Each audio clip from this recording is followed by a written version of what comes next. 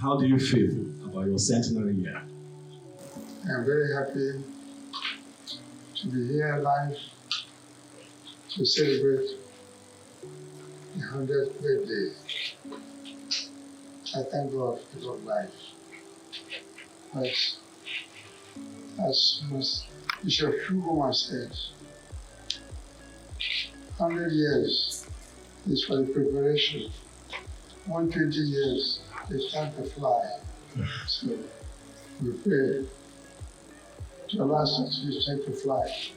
Asaba, you chair, is an ancient town. Asaba is an ancient town that has seen so much and has been part and parcel of the format of Nigeria. We can recall that Asaba was indeed the administrative headquarters of the Royal Niger Company. So we generally say that Asaba is the first capital of this space called Nigeria. Now that was many, many years ago. Now, what are your thoughts about the journey that Asaba has made from that time to now? It's just a brief history of Asaba Kingdom. Asaba has been here from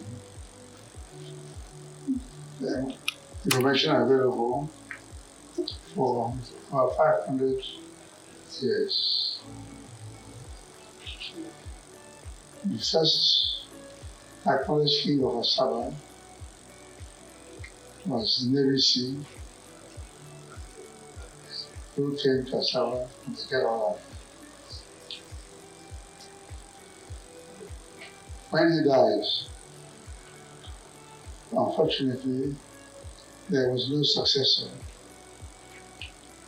and the town was divided between his five or his six grandchildren. And so that is how we developed our 5 Abels. There was no king. These 5 Abels lived independently. Over 400 years, how they managed to run one town when there was not a single leader, as the 5 units cooperated to remain one town. It's a mystery to me. But anyway, after 400 years, they realized that for progress, they need one leader. So they created the title of Asaba of Asaba as the king of the 5 units. Thank you very much. That's a very important aspect of our history.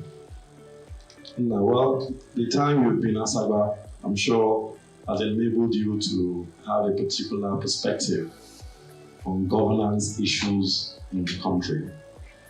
Now, on your centenary year, do you have any thoughts or any suggestions to the country on how best to keep the country one?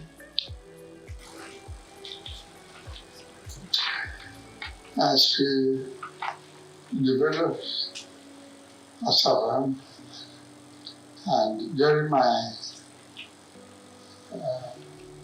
life, we recognized the colonial rule when Britain ruled Nigeria. We experienced the Civil War and the efforts to bring Nigeria up as one country. The concept of having a country, one country, with 8 states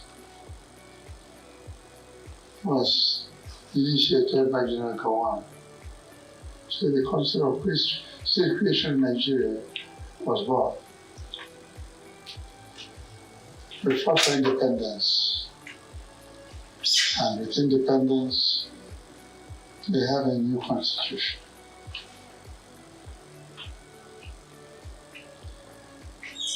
And in my opinion, the constitution has one serious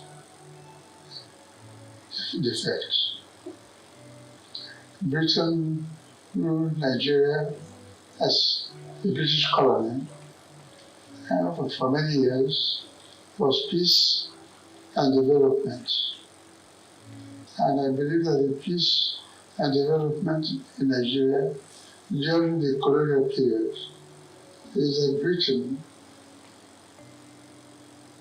introduced the idea of indirect rule, where the British government ruled, but the people continued under the direction of the kings. If you want Nigerians, if you want our country, if you want them to feel good about themselves, what would you say to them? What would you say to the country? In addition to what I've said earlier,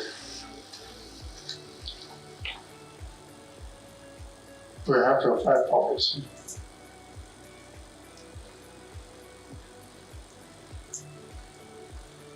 And the extent of our poverty is at the time of independence, $2 make £1. Today, $1 is equal to Over 1,000 naira. 1,000 naira. So even those who have worked hard and saved money in the bank, and they have money in the bank, and if your money is devalued 1,000 times, how can you survive? I think one of the major problems Nigeria has been facing are security problems, violence, whether racial violence, ethnic violence, political violence, different types of violence, Boko Haram and all the rest of it. Nigeria has faced those problems for several years.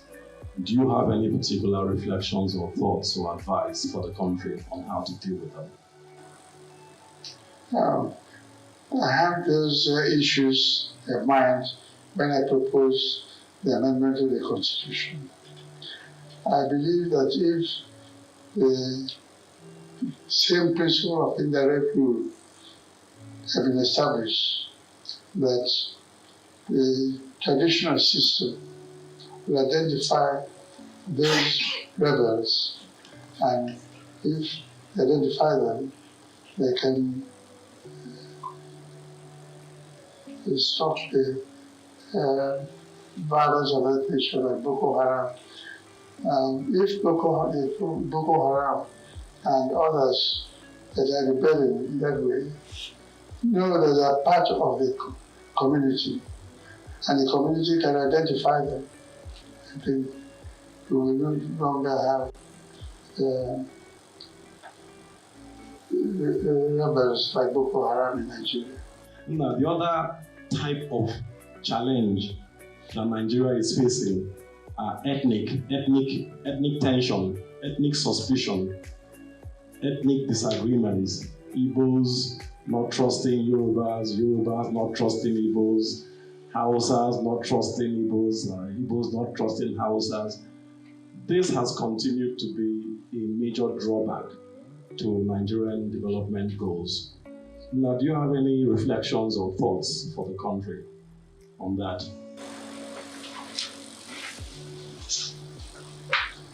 From a personal point of view, I wonder why the ethnic issue is so strong in Nigeria. Why I say so? Maybe because this ethnic issue is not an issue with me. My wife is a white woman from Biokuta. So I think that many people use the ethnic issue to their own advantage.